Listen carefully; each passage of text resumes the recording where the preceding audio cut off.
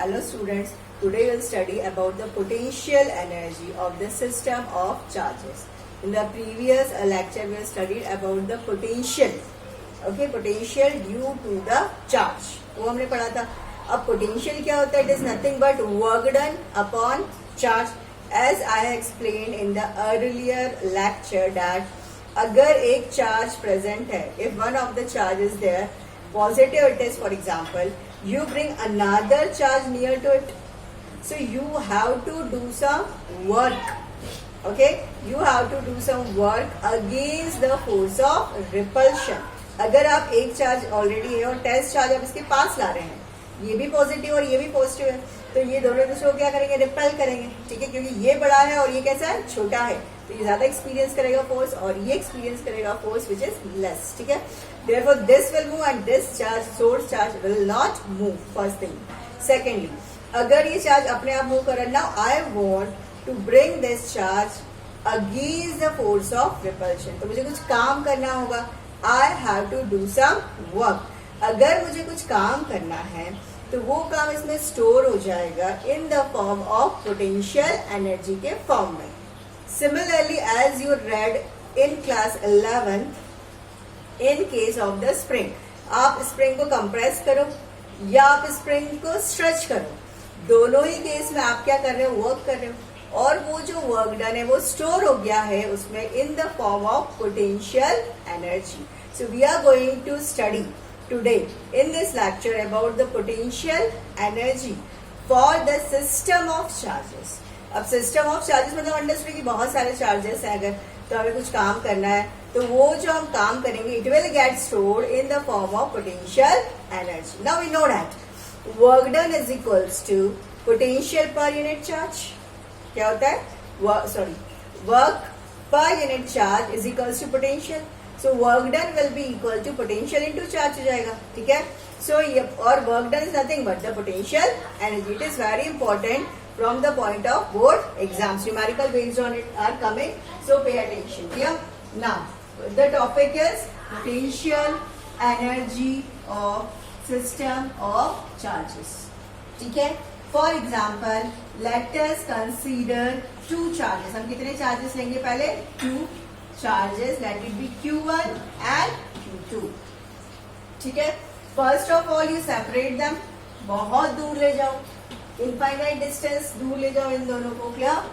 You take this both the charges to a infinite distance. Infinite distance means very far away from each other so that they can not exert force on each other. पहले इन दोनों को अलग कर दो. ठीक है, अलग कर दिया. Now what we are going to do is we will bring Q1 from infinity. अब हम Q1 को लेकर आ रहे हैं, या ऑन द वे लेकर आ रहे हैं. ठीक है, तो जब हम इस चार्ज को इस पर्टिकुलर पॉइंट P तक लेकर आए, इस लोकेशन तक लेकर आए, तो हमने वर्क क्या किया? जीरो. क्यों? बिकॉज ये यहाँ पर पहले से कोई भी चार्ज प्रेजेंट नहीं था, और since no charge was present before we were bringing this charge, कोई चार्ज यहाँ पर नहीं था, इसलिए वर्क डन मतलब W1 मतलब work done on this Q1 charge is what? Zero. इसीलिए इसकी पोटेंशियल एनर्जी भी अभी क्या हो गई? Zero. Clear? Now let us bring another charge Q2. अब हम दूसरा चार्ज लेकर आते हैं. कौन सा? Q2. Q2 को हम लेकर आ रहे हैं. ठीक है, अब let us place Q2 at this point. अब हमने यहाँ पे Q2 को रख दिया और यहाँ पर Q1 को रख दिया. तो when we have brought Q2 we are doing the work against the force of repulsion. ये चार्ज नहीं चाहेगा, Q1 नहीं चाहता है कि Q2 इसके पास है. Why? Because both are carrying the same charge. तो Q1 Q2 को क्या करेगा? रिपेल करेगा. तो हमें उसके अगेंस्ट क्या करना है? काम करना है. तो वो जो वर्क होगा it will get stored in the form of potential energy. ठीक है, तो अब let the distance between this two be what? R1 जो हम डिस्टेंस मान लेते हैं. तो अब मुझे अगर W2 लिखना है, मतलब जो काम मैंने 2 पर किया है. ठीक है, तो फोर्स एक्सपीरियंस किसकी वजह से कर रहा है? Q1. तो पोटेंशियल किसका होगा? Q1 का. क्लियर? Q1 का क्या होगा? पोटेंशियल. और काम किस पे कर रहे हैं? Q2 पे कर रहे हैं. Clear? So if you want to write V2 V2 का फॉर्मूला हमें पता है 1/4πε0, ठीक है। Q2 को लेके आ रहे हैं, लेकिन किसकी प्रेजेंस में? Q1। तो पोटेंशियल किसकी वजह से? Q1। और काम किस पे हो रहा है? Q2। जब पोटेंशियल लिखोगे आप, तब यहाँ पर क्या लिखोगे आप? Q1। But when you will write work done, work done क्या होगा? Potential into charge. So then you will write 1/4πε0, ठीक है। और Q1 पहले से था हमारे पास, into charge। कौन सा चार्ज आप लेकर आ रहे हो? Q2। किसकी प्रेजेंस में ला रहे हो? Q1।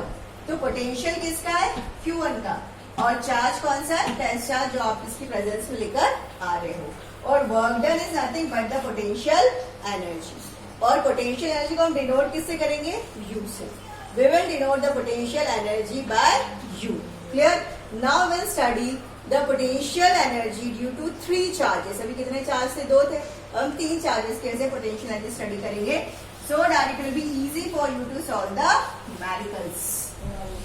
अगर 3 चार्जेस हैं, ठीक है, पहले हम एक चार्ज को लेकर आए और हमें उन्हें ऐसे ट्राइंगल के फॉर्म में क्या करना है? अरेंज करना है, ठीक है। सो Q1 को लेकर आए तो हमने वर्क नहीं किया, हमसे अभी कंसीडर नहीं कर रहे, तो हम Q1 को लेकर आ गए, मान लो Q2 को लेकर आए और फिर Q3 को लेकर आए। इन दोनों के बीच में डिस्टेंस अगर आपको लिखना है, so you will represent by R12, here you will represent by R13, here you will represent by R23। So R12 is representing the distance between 1 and 2, 1 and 3 R13 और R23 क्या है? 2 और 3 के बीच का डिस्टेंस है। क्लियर? अब मुझे इस पूरे सिस्टम का कितने चार्जेस है? 3 चार्जेस है, तो टोटल पोटेंशियल एनर्जी लिखना है। Clear? So I want to write work done. पहले ये चार्ज को लेके इंफिनिटी से, तब तो कुछ सही नहीं।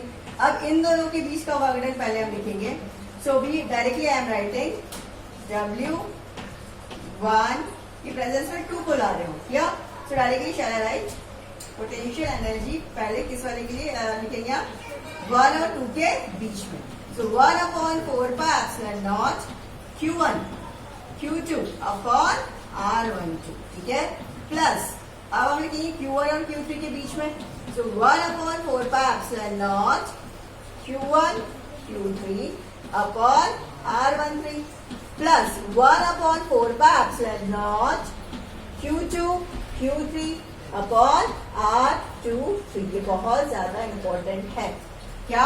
Potential energy. Many a times it has been asked in the board exams also. This is the way to find the potential energy due to the system of charges. Is it clear to everyone? Okay, understood. Now let's move to next topic. What is the potential energy possessed by the dipole when placed in the electric field? अगर हमने electric field में uniform electric field let us take, अगर हमने इस uniform electric field में क्या रखा हुआ है? डाइपोल। तो यहाँ पर होगा माइनस QE, यहाँ पे एक्सपीरियंस करेगा फोर्स कितना? Plus QE। I am not explaining it again, already explain. Torque due to dipole. So directly I am going to what? Potential energy. Directly हम पोटेंशियल एनर्जी निकालते हैं। So we know that work done is equals to tau into what? D theta. Tau क्या है? Torque. D theta हम tau कर चुके हैं already, so I will not tell you again. Let it be DW। Tau की value में substitute करते हैं PE sin थीटा। यहाँ में स्मॉल p यूज करना हुआ, कैपिटल नहीं। स्मॉल क्या रिप्रेजेंट कर रहा है? Dipole moment into D theta. अब हम कर क्या रहे हैं? वर्क। क्यों कर रहे हैं वर्क? इस डाइपोल को रोटेट करने के लिए। किसके अगेंस्ट? जो ये फोर्स एक्सपीरियंस कर रहा है उसके अगेंस्ट। तो ये वाला चाहेगा पॉजिटिव चार्ज कि मैं नेगेटिव की तरफ आऊं, नेगेटिव वाला चाहेगा कि मैं पॉजिटिव की तरफ आऊं। तो ये क्या एक्सपीरियंस कर रहा है? टॉर्क। तो इस टॉर्क के अगेंस्ट हम कुछ क्या कर रहे हैं? काम। मान लो कि हमें से इस पर्टिकुलर थीटा एंगल से क्या करना है? इस डाइपोल को रोटेट करना है। So you have to do some work. So let the angle be how much? D theta, small angle. फिर हम पहला एंगल कितना था? θ1 और दूसरा कितना मान लेते हैं? θ2। So now since we have to find the total work done integrating both the sides, दोनों तरफ हम क्या करेंगे? Integrate. So DW is equals to integration PE sin theta D theta. ठीक है, P और E दोनों कांस्टेंट है, so we'll take it out of the integration sign. Let the initial limit be theta 1 and the final limit be theta 2. And let the work is from 0 to W, so it will become W. You know that how we got this.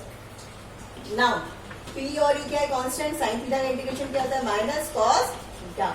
कहाँ से कहाँ तक integrate करना है, theta 1 से theta 2 तक. तो P को तो हम एज इट इज लिखते हैं. अब साइन थीटा का इंटीग्रेशन भी हमने कर दिया minus cos theta. Now we have to substitute what, limits, upper limit minus lower limit. तो नेगेटिव साइन में पहले बाहर निकाल लेती हूँ. So I can write cos theta 1 minus cos theta 2. कहाँ से कहाँ तक कर रहे हैं हम, theta 2 minus theta 1. Now if I am integrating it from theta 1 to theta 2, जो इनिशियल एंगल है वो कितना था, थीटा 1 से थीटा 2 तक होगा. So theta 2 minus theta 1 value multiply, या नेगेटिव बन जाएगा ये साइन. और cos theta 1 let the initial angle be 90 degree. Cos 90 कितना होता है 0. So what answer you will get here, minus p E cos theta. Let theta 2 be equal to theta, क्योंकि अब दो एंगल्स नहीं रहेगा. So we can write also minus p E cos theta. So this is the derivation for potential energy. This is what for the potential energy का derivation ये है. ठीक है, clear? So U is equals to minus P E cos theta.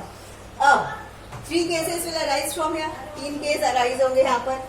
अगर exam में इस साल I think this year it was asked कि स्टेबल इक्विलिब्रियम में डाइपोल कब होगा. ठीक है, so for stable I am rubbing this diagram. So here I am writing first case. ठीक है, फर्स्ट केस स्टेबल इक्विलिब्रियम हमें चाहिए. तो स्टेबल इक्विलिब्रियम कब मिलेगा, जब कॉस क्या होगा, कॉस 90 तो 0 होता है, तब क्या हो जाएगा वो potential energy will be minimum equals to what 0. और when cos first case at a state theta is equals to 90. तो अगर आपने वहां पे 90 रखा है तो potential energy will become what 0. अगर पोटेंशियल एनर्जी 0 हो गई मतलब हमें कुछ वर्क डन करना ही नहीं पड़ेगा.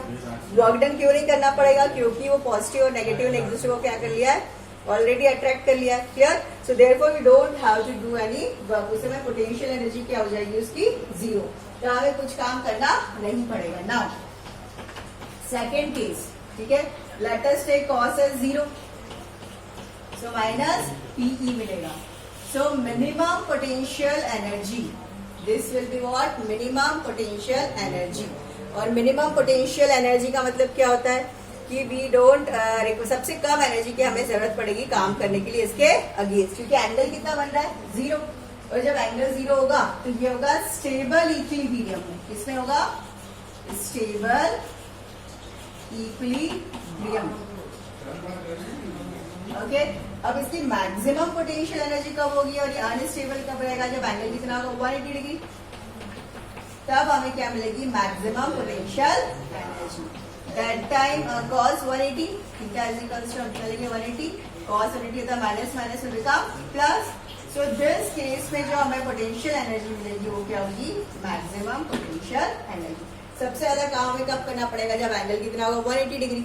ऑब्वियसली 180 डिग्री मतलब opposite in direction. Electric field इधर है और डायपोल भी इधर. सबसे ज्यादा हमें क्या करना पड़ेगा, उसके अगेंस्ट वर्क करना पड़ेगा. क्या? So these are the 3 cases related to the potential and these are the 3 cases related to potential energy possessed by a dipole when placed in uniform electric field. Clear? Now we'll move to next topic, properties of conductor. Properties of what? Conductor.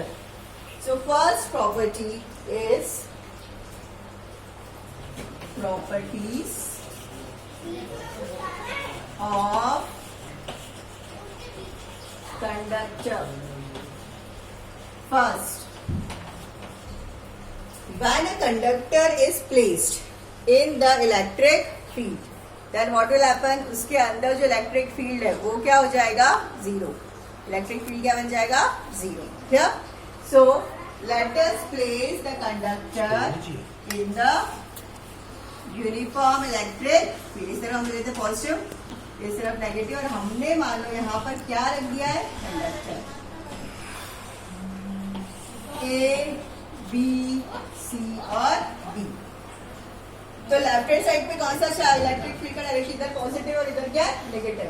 Direction of electric field is from positive to negative, जो हमने लगाया है external electric field. Clear?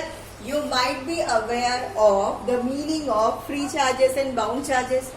Free जो easily वो free कर सकता है, bound which cannot be transferred from the one element to another element. For example, sodium का एटॉमिक नंबर होता है 11, तो उसका जो आउटर मोस्ट शेल है वो होगा फ्री इलेक्ट्रॉन, और जो अंदर वाले इलेक्ट्रॉन्स है वो क्या होंगे, बॉन्ड इलेक्ट्रॉन्स। क्या?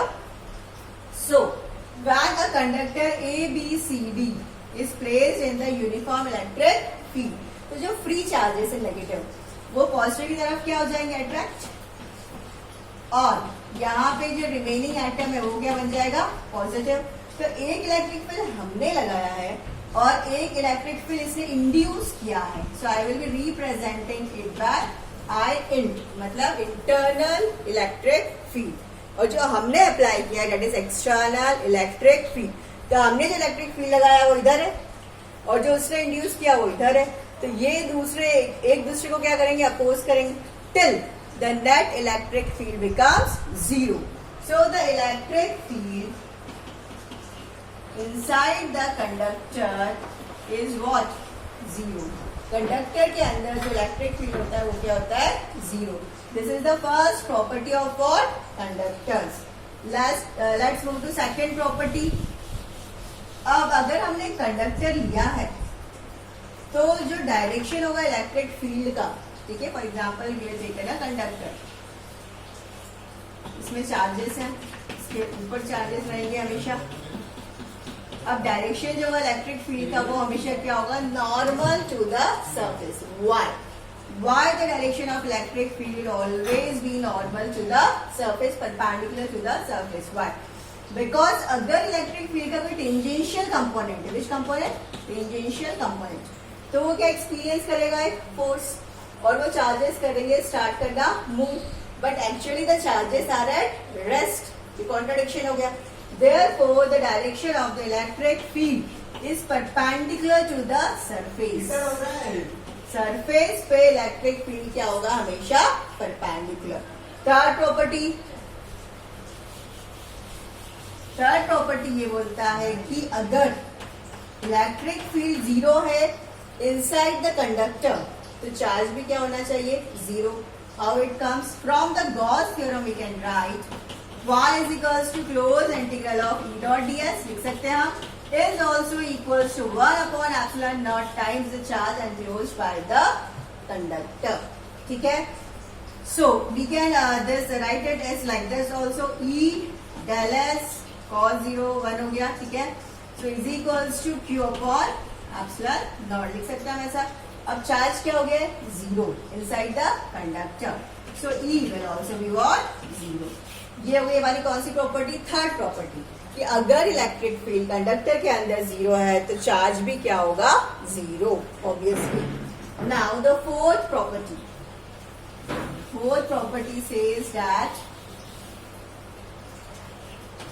If you will take a hollow conductor, ठीक है, हॉलो का मतलब क्या होता है, अंदर से कैसा है वो, खोखला, hollow, nothing is there, and if you will give it some charge, तो वो जो चार्ज है वो अंदर नहीं जाएगा, it will reside on the surface, वो सरफेस के ऊपर ही रहेगा। ऐसा क्यों, क्योंकि अंदर पॉजिटिव और नेगेटिव चार्ज इक्वल है, they will cancel each other, net electric field zero है, चार्ज भी जीरो है।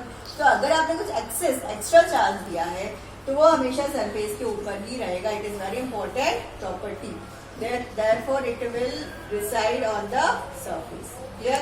Last property will be क्या, लास्ट प्रॉपर्टी हम देख लेते हैं, दैट पोटेंशियल क्या रहेगा, कांस्टेंट। कहां पर, potential will be constant inside the conductor के अंदर। क्लियर? तो पोटेंशियल कांस्टेंट रहेगा, ये कैसे पता चला हमें, we know that E is equals to minus dV upon dr. So if electric field is zero, electric field क्या है, जीरो, तो डिफरेंशियल ऑफ किसी क्वांटिटी का जीरो हो रहा है, तो वो क्वांटिटी क्या होना चाहिए? Constant. Therefore, inside the conductor, electric field is zero, but the potential is constant. So these are the properties of the conductors. We'll meet in the next lecture with capacitors and its properties. Thank you for watching, and we'll continue in the next lecture.